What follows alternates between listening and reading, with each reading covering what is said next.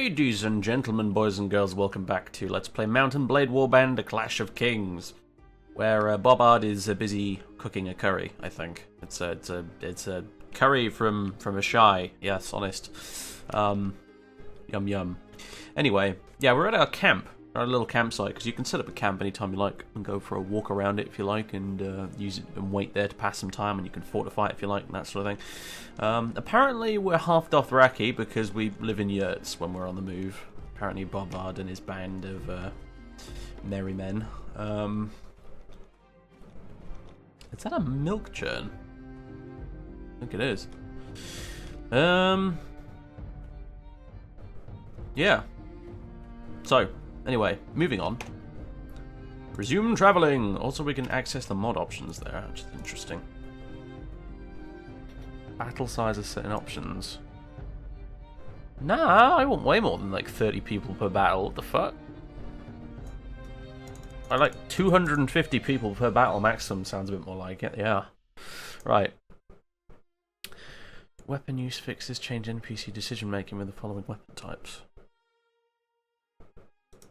Oh, I guess we'll leave this on for now. Distance limit for showing HP bars. Show health bars of allied troops, enemy troops. Nah. Show battle minimap. No, you don't really need that. You can press a button to bring that up anyway. Battle continuation. Yes, that's good. Battle continuation charge after KO.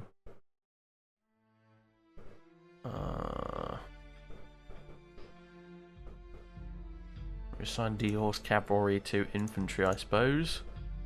No ammo archers to infantry. Reinforcement waves. Bigger.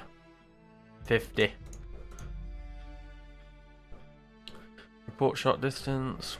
Report extra XP and weapon proficiency. Enable bodyguards in towns and villages. That's helpful because sometimes you get mugged. Morale threshold for consuming food twice the speed as much as normal. Blah blah blah blah. Skill penalty from encumbrance. More speed scaling. Range penalty from weather. Allow drowning in missions. Oh yeah, well, that'd be funny. Terrain advantage in auto-calculated battles. This does nothing! Okay.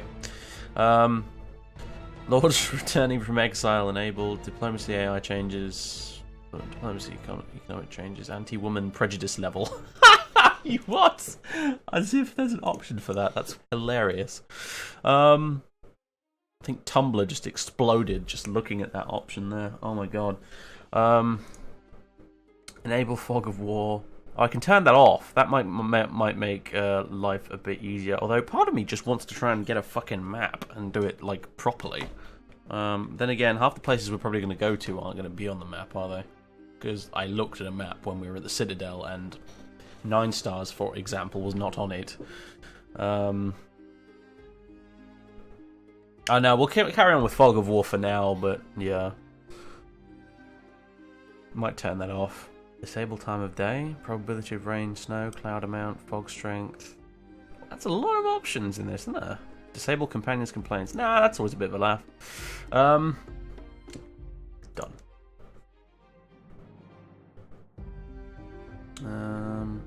Alright, yeah, we'll resume travelling. So, we're just outside Horn Hill at the moment. I gotta say, actually, for some reason, right, previously, like the previous few videos, my graphics settings were, like, really low, like, ridiculously shit. I don't really know why, but the mod just seemed to default to terrible graphics settings. I've since fixed that, so now we have, like, HDR lighting and anti-aliasing and all that good shit. So the game will probably look a little bit prettier. So that's nice. I don't know why it defaulted to shitty settings, but it did. My frame rate is not the best in the world. I don't honestly know why that is. It just seems to switch between 60 FPS solid like now, and then it goes to 30, and it's honestly a bit weird. It could be because I'm recording, I don't know. But we'll just deal with it. I know it's kind of irritating because I do upload in 60 FPS videos and it's a bit distracting, I feel, if it keeps ducking down below 60 all the time, but whatever. Oh, it's night time. Alright, so what we're doing right now is we've just delivered a letter to the Citadel. That's job done. We're now delivering a letter and a gift, which is this ruby ring thing we've got, to the Castellan of 9 Stars. Well, there's a tourney taking place to celebrate the name day of Rowena Templeton. It's close to Snakewood in the Vale, so that's where we're going. Delivering letters. Glorious, I know. Someone quite rightly pointed out in the comments, actually, that here's the thing: we're in a fucking Westeros right now. You have some guys from Dawn apparently just marching on through. We're in Westeros right now. You have fucking ravens for this shit. Why am I running around delivering letters when you could just use a raven? What is going on? Some farmers. Hello. So you can speed up time while you're traveling on the map by holding down control and space, but it gets very laggy with this mod to do that. And also, when you're doing that, there's a good chance you could just get fucking ambushed by a bunch of bandits. Without you being able to react to them in time. Kind of like what happened in the woods earlier. So anyway, we're going back up through here. There's Summer Hall. I'd like to stay away from the woods, to be honest, if at all possible. So let's go across the country this way, I think, for a bit. There be bandits in them there woods, and oh look, it's King's Landing. Well, we've got to go check out King's Landing, I mean, surely. I mean, well, actually, then again, I think we have to go all the way around here to actually get to the other side, so maybe we'll save that for later, I don't know. Who's that? King's Landing Patrol. The caravan. Yeah, I think we'll save that for later. There's Duskendale, Maidenpool, Harrenhal, Salt Pans. 9 stars should be up here somewhere, I think. Carry on travelling through the night. Oh, do we want to do that, or should we stop at Darry? Request entry to the castle. Wait for the night. We'll pay a bit of money for accommodation, but it beats being outside where we can be attacked by bandits. I'd rather travel during the day, because our view distance is at Lord Harroway's town. Alright. Your view distance is low, dramatically lowered at night, and also you travel much slower. Explore Lord Harroway's town to gain experience. Lord Harroway's town lies close to the river known as the Trident. It appears that recent heavy downpours have caused the river to overflow the banks, and the town has been flooded as a result. There appears to be no sign of the inhabitants. They have probably moved further inland until the river recedes. Yeah. One can hardly blame them.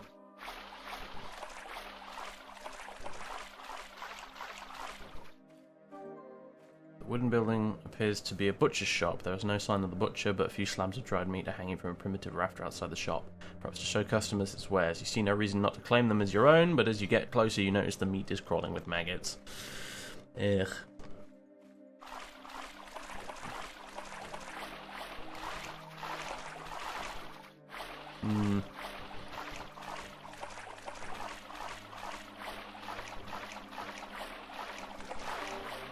This wagon is filled with fruit and a sturdy-looking chest. Hello. Mind me, I'm basically a looter at this point. I am actually as bad as the people who robbed me earlier. Bag of salt. Oh, I can produce that all by myself, trust me. Jar of spices, jar of oil, about a bowl of dyes. Whoa! Filthy rich. I got some trade goods, boys. What do you have here? Would have been a shop.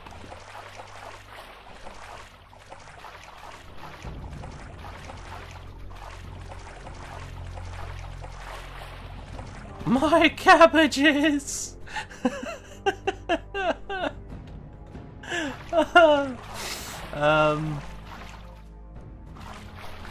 That chest I can loot? No.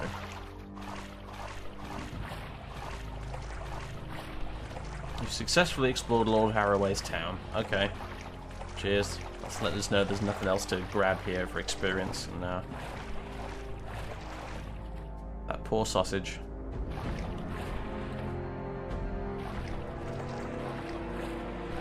Yeah, if I go any further, I'm actually going to drown.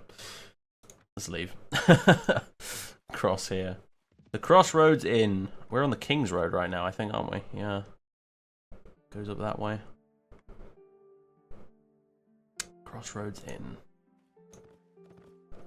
More experience, I guess.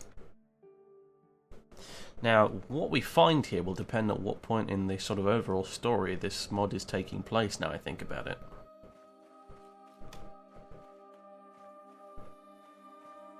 Because the Crossroads Inn is a definite location from the books and the series. Also the books, though. The corpse in the gibbet above you, above your head, appears to have been there for quite some time. Bird droppings are everywhere, and small scraps of meat are still hanging on the corpse. The crows must have been at it. Yep.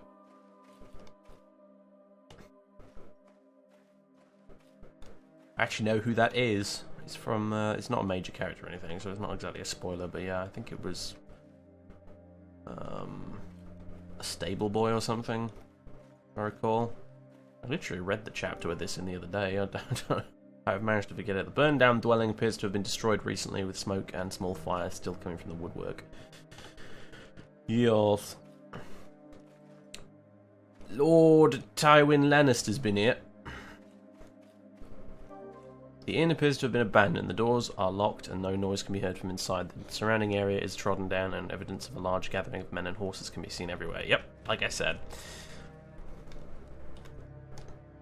Lord Tywin and his mates have been here, and they've made a bit of a mess.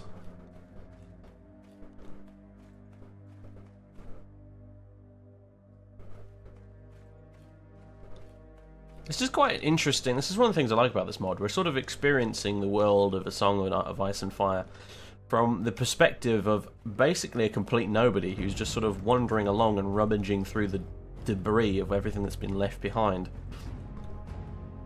Successfully explored the inn, apparently.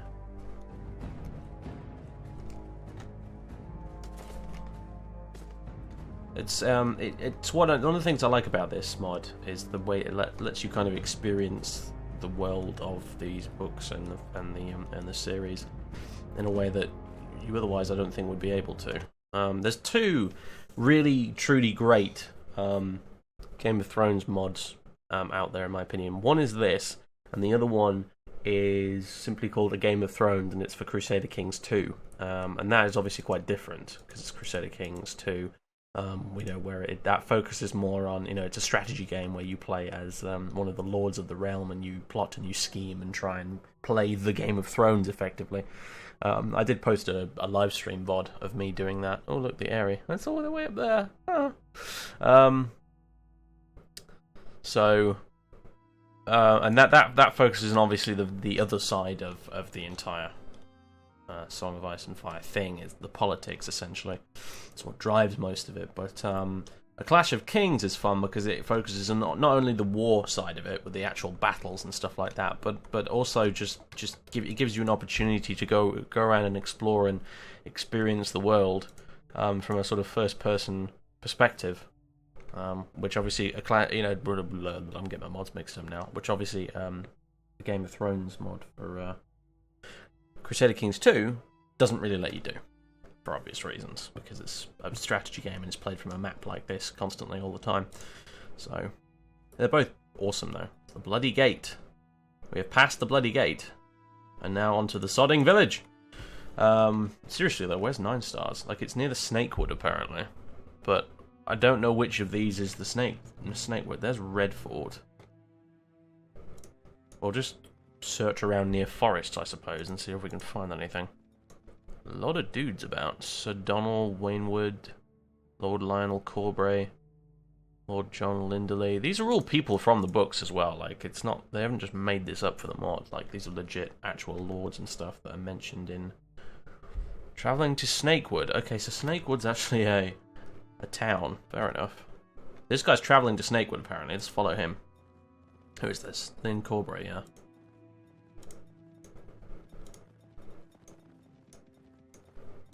What's his banner? It's 3 ravens carrying hearts. Interesting. Now he's changed his mind. Now he's going to Redford. Whatever. I think it looks like the Snakewood is over this way somewhere. If he was heading this way. Gates of the Moon and the Eyrie. I kind of want to go there, but I want to save a lot of these cool locations for later, really. I don't think a random peasant and his little gang would be allowed into the area anyway, so... Old cave. You arrive at an old cave sheltered amongst the cliffs, rocks, and pines of the mountains of the moon. The cave is well hidden. Apparently we can't do anything with that, yep. 9-star! There it bloody is. Okay.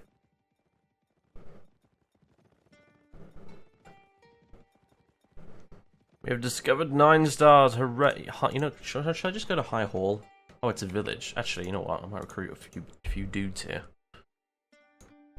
Vale levies. God, we got like a couple of dudes from almost every bloody one of the 7 kingdoms of them. It's kind of cool. Let's go to Strong Song and we'll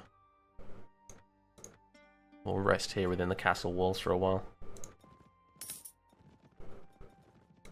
We'd obviously have a look around if we want to. You can with most locations like this.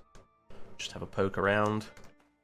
But it's just a regular bog standard old castle. There's not that much to see. This will all become far more relevant if there's a siege battle, of course. Because you'll actually fight in this same area. You'll be up on the walls, hacking people to bits and shooting arrows and stuff. We have scouts and a prison guard. Do you have a need for troops? I'm looking for a master. We'll join you for 352 coins. No, I can't even afford that. I'm just such a poor, lowly peasant. It's useless. I have 343, although that doesn't include my wonderful trade goods. Now, trading is like a legit thing in this game. You can make a serious living off doing it by buying from locations where things are cheap and selling them where they're expensive. So ideally, I'm gonna hang on to these for a little while until I can find somewhere that is clearly in desperate need of jars. A jar of spices is an expensive thing apparently, as is a jar of oil. But yeah, ideally we want to sell these in a location that is a bit running low on spices and oil, so we get the most money out of it, which is why I'm hanging on to it for now. So let's carry on this way.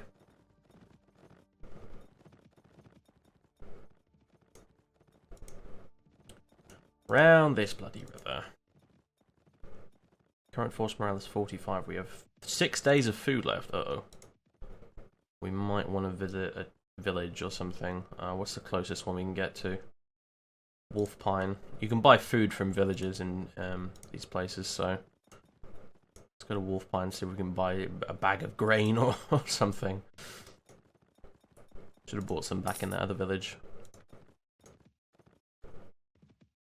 Hello, I'd like to buy supplies. Fine cheese. I'd rather have my cabbages. A bag of grain. There we go. If you want fine cheese, you have to earn it, boys. Right, let's go to 9 stars. Let me just drop the save as well before we do so.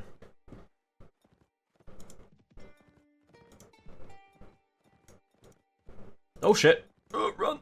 Oh, clansman. Mountain clansman. Oh my god, it's Shagga, son of Dolph and his boys. Yeah, stay away from them. Could do a Tyrion and try and recruit them all, actually, though. That'd be funny. You arrive at 9 stars. The seat of House Templeton. The surrounding area is very fertile. Great shaggy sheep grazing in the fields, and the farmhands are busy bringing in the harvest. To the north of the castle is a forest that spans many leagues, and to the south is fertile valleys. Fertile valleys. God, I'm clearly going to have to join Stannis Baratheon because he's the only one in this entire world that cares about grammar. To the north of the castle is a forest that spans many leagues, and to the south are fertile valleys filled with fruit orchards and grazing fields for cows. Into the castle courtyard.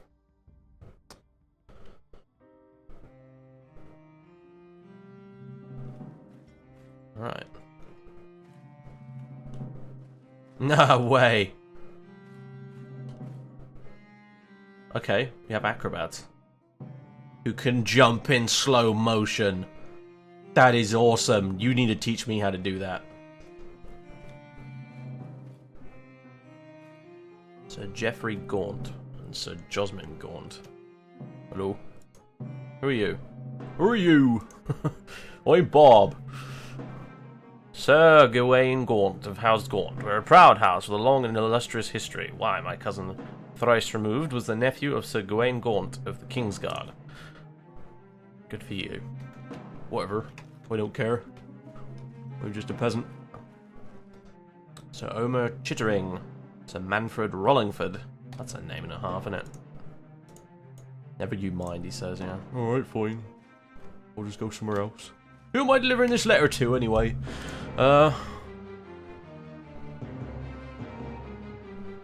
Castellan of 9 stars. Who would that be? Who is the Castellan? Silent brother. This music's bloody loud, isn't it? Alan Toilet? No, Toilet. Alan Toilet. I better not say that to his face. My lord, I'm looking for the Castellan. I've brought a gift and a letter from Sir Clifford Gower. Oh well, I'm the Castellan of 9 stars, so you found your man. Sir Clifford, you say, by the 7. We haven't heard from him in years. How's the old rogue doing? Oh, never mind. How would you know? You said something about a gift and a letter. I doubt Rowena can even remember Sir Clifford, but not with all those great uncles of hers taking up her time and attention. Sir Simon's father had 7 brothers. Can you believe that? Boisterous and arrogant, a lot of them. Here's the letter and here's the gift. Ah, thank you, Bobbard. I do appreciate it. The young lady will surely enjoy this gift. The ring is an old family heirloom. I'll make sure she receives them right away. Say, while you're at it, you should take a stroll around the grounds. A great many merchants and mummers have camped outside the walls, and they're sure to provide a great spectacle and much merriment. I'll do that. Good, good. Do stay around for the tourney, will you? We haven't had as many visitors as we hoped. The mountain clans have grown wild, and many knights and lords have decided to stay their keeps and holdfasts, rather than risking the roads. It was different when John Arryn ruled the Vale. Then those vile savages wouldn't have dared show their face unless they had 10 times the numbers we do. Very well, I'll take a look at the tourney while I'm there. Who are Sir Adam Grafton? Hello? Yes? Who are you? Adam Grafton at your service. Very good.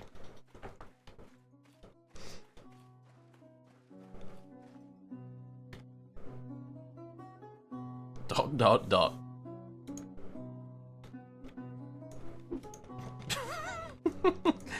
It's such a shame I can't punch the bard. At least you're not singing. Sir Omer Chittering. I think we already talked to you, didn't we? What else we got around here then? Guardsman. Very good. What's back here? A chest! Oh my god, oh my god, oh my god. Am I going to get in trouble if I nick something from this? A bottle of Tyroshi pear brandy. Fuck yeah. Oh, I'll be having that later. Oh yes. Yummy, yummy Tyroshi brandy. Sir Josmingorn. Did I talk to you? Or was it your brother I talked to? Yes. Who are you? Name's Josmin. Don't mind Geoffrey. He's too proud to mingle with the likes of us. Brothers. Bah. Fair enough. I don't think I talked to you, did I? Omer Chittering. Yes? Who are you? I am Sir Omer Chittering. Sir Eric knighted me last night. This is my first real tourney. So exciting, isn't it? If you say so. Dude's up on the walls there. Silent brother? Yeah, well, he's silent. I've talked to pretty much everybody here. What am I supposed to do at this point? Talk to an acrobat, apparently, or not. Slow-mo matrix jumping acrobat. I love it. It's awesome. Yes? Nothing. I feel like I'm supposed to do something here, and I'm not quite figuring out what it is. I've talked to basically everybody.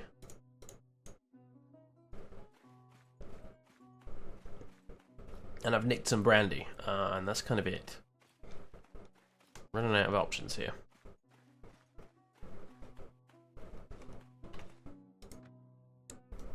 Asked you to stay around for the tourney celebrating the name day of Rowena at Templeton. Visit the tourney grounds and the merchants' camps. Oh, okay, so we need to... Ah, right. Hit tab. Another thing has happened. Leaving the castle, you know, just a great spectacle down by one of the pavilions. A man-at-arms, a young squire, and a knight with a surcoat showing 7 black stripes and 9 stars are beating a young man while a young woman looks on, a horrified look on her face. Moving nearer, she runs to your side, asking for your help. It seems the knight fondled her, and the young man, her betrothed, protested. That is when the knight hit him in the face with a steel gauntlet. and the man-at-arms started kicking him. Suddenly the squire turns around and yanks the woman away, taking hold of her hand and breaking her wrist. "What do you do?" in the voice of the tutorial guy from Morrowind. Take the hot pipe and hit all of them in the face with it, and then go fishing and learn about herbs and kill a dead, kill a sheep with its leg stuck in a trap. Anyway, hit the squire and attack the knight and his men-at-arms. Ignore the incident. Ooh.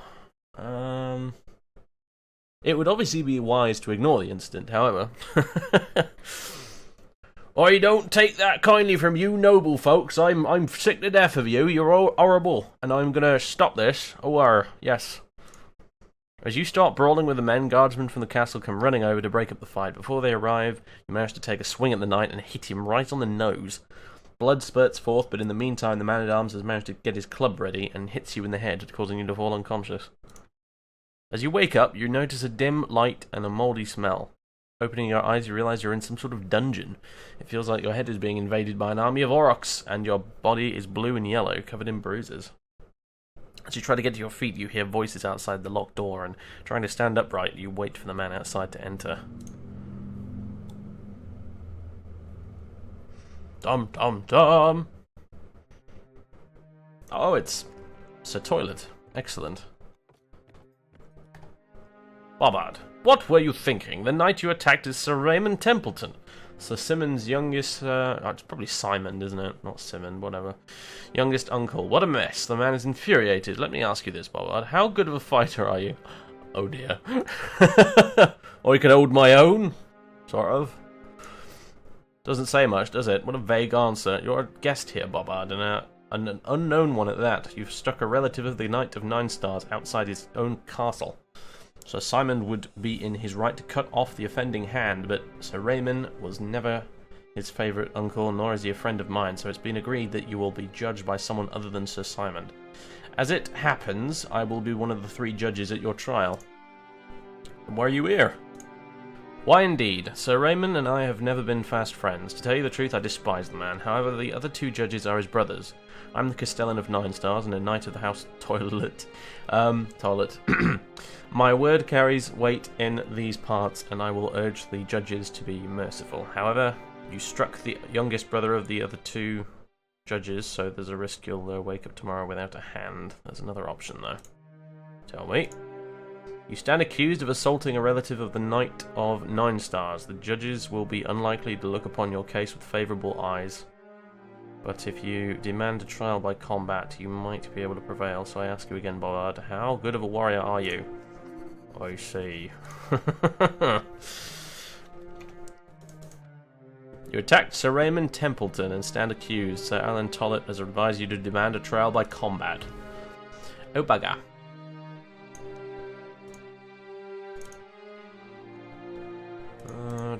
We'll call this quest save 2. Oh dear. Step on it, Bobbard. Sleep on it even. The trial starts tomorrow. Step on it and sleep on it are 2 very different messages. For sure. How do I want to sleep on it, but I'm not having much luck in the, well, I'll just hit tab, I guess. As soon as Sir Alan leaves the cell, you fall into a dreamless sleep. You're woken by the call of a rooster. And soon enough, the guards have come to fetch you for the trial. Oh, God. I once stayed at a house on holiday in France, and the next door neighbours had, a cockerel, a rooster, and fucking hell, I've never wanted to shoot a bird in my life more than that fucking rooster. Yeah, oh my word. They don't, people have this impression that roosters just go grr, grr, grr, grr, grr, once in the morning and that's it. No, not even close. They are the most irritating creatures on God's green earth, as far as I'm concerned. Anyway, as the guards escort you to the Great Hall of 9 Stars, you notice a mass of noble lords and ladies. The knights attending the tourney, their wives and companions, their squires and attendants, have all turned out to watch the trial. You can hear whispers, snickers, and quiet conversation, but have no way of knowing whether they're directed at you or at Sir Raymond, who has already arrived wearing a doublet of yellow and black, and sporting a red, swollen nose. As you make your way towards the dice where the Where the 3 judges are seated, you see Sir Alan smiling at you, but the other 2 judges scowl as if a nasty smell has followed you into the room. It probably has, actually, to be fair, knowing Bob. Sir Emmerich and Sir Eric Templeton, twins by the looks of them, both have the look of warriors, broad shoulders, thick necks, and flat bellies. As the trial begins, the judges ask you if you have anything to say. You decide to demand trial by combat.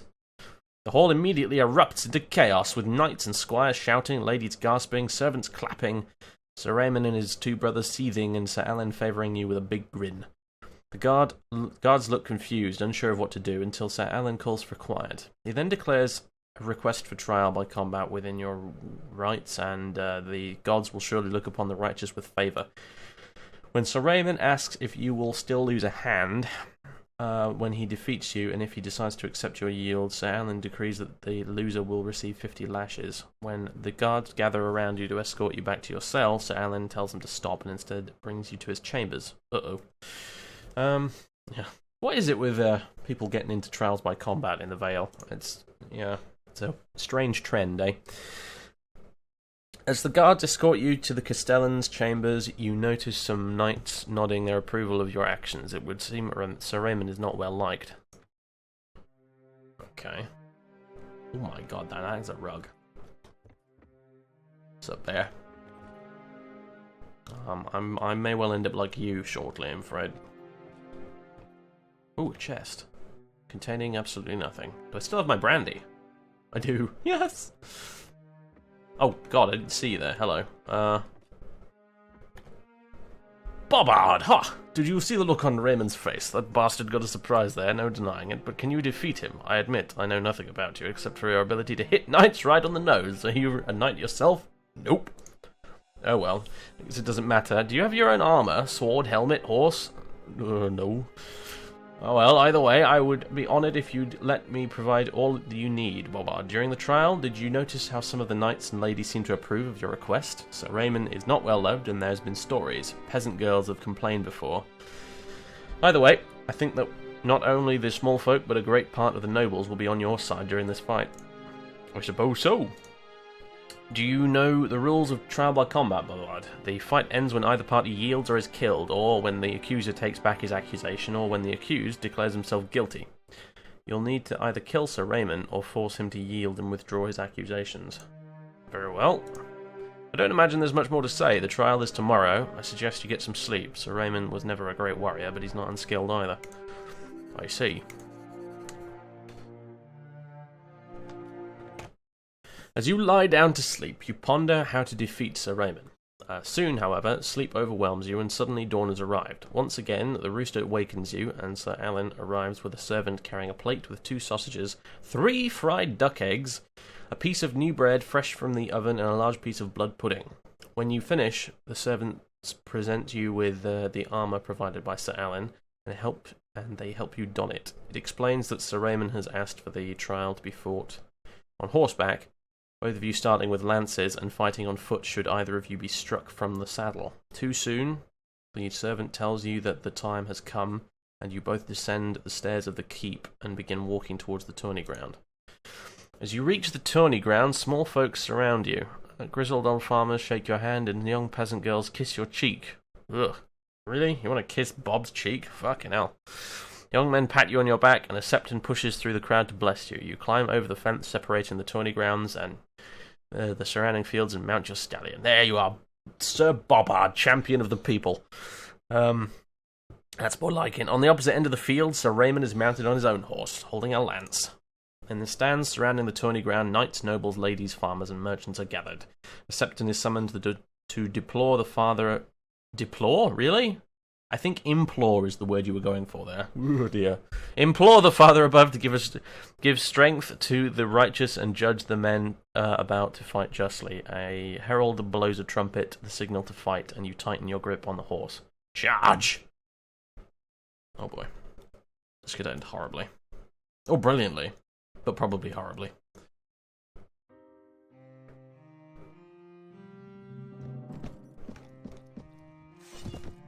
I don't have a lance. What is this? He didn't have one either. It might be slightly screwed here, although I do at least have some armor. want to go for his horse. I'm going to be a dirty, cheating bastard. The more I damage his horse, he should move slower, and also if I can get him, kill his horse outright, he'll be off it, and I'll have a significant advantage.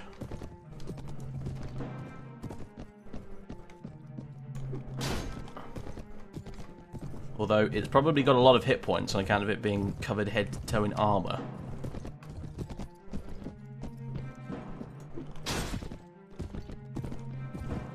Yep. Sir Bob. Brave Sir Bob. He doesn't like to play by the rules. Honourable? Honour is not my thing. I'm going to keep hitting your horse in the face. Conan the Barbarian style. Although that was technically a camel. Ah! I have you now! Except he just damaged my horse, oh dear. Let's get a bit of a run up on him. More speed bonus we can get before we hit him, the better. Well, you know, we can knock him over, but that didn't do any damage.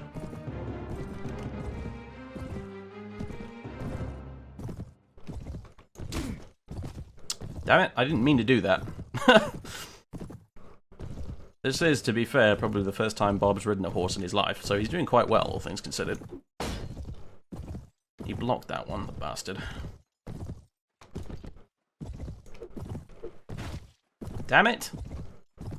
Well, I must not lose my horse, because if we get in one-on-one combat on foot, I'm so dead.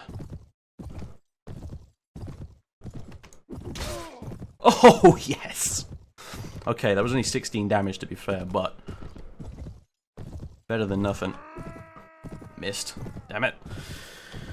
Oh, it's like watching two cripples flail away at each other, isn't it?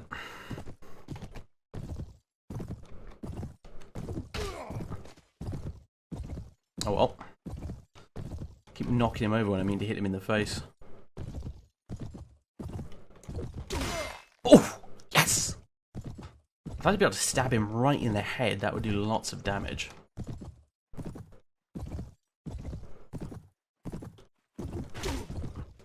Damn it.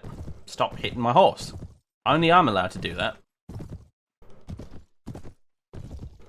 You'll notice we've actually run out of dramatic music, but it doesn't matter because I've won. Take that, Templeton.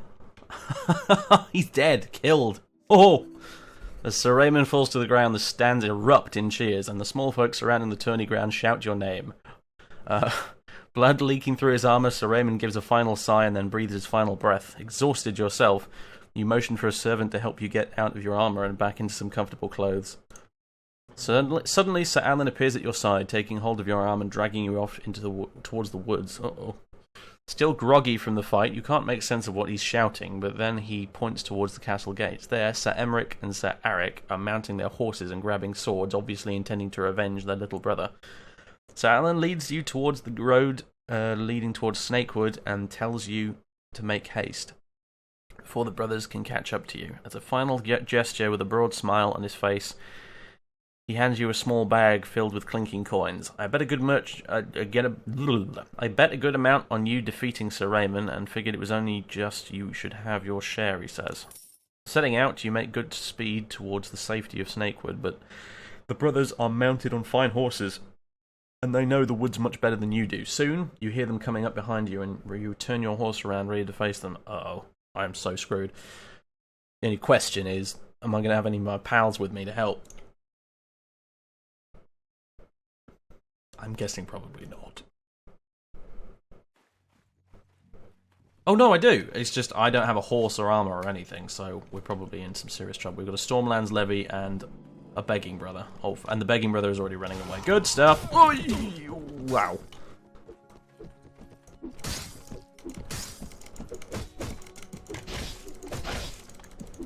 Get the horse. Get the horse. Oh, just got whacked in the face. Yeah, we didn't stand a chance there. Sir Emeric and Sir Aric smelled strongly of wine and ale and must have been more than a little drunk. When you fell to the ground, they seemed to have taken you for dead, and as you've just woken up in the bushes beside the road, with a head that's like to split, you make your way down the road only to find yourself close to 9 stars. You must have gone the wrong way. Ah. Quest complete, I guess. Well, there it is. Sir Bobbard, the Peasant Knight, otherwise known as the luckiest little bastard in the entirety of Westeros.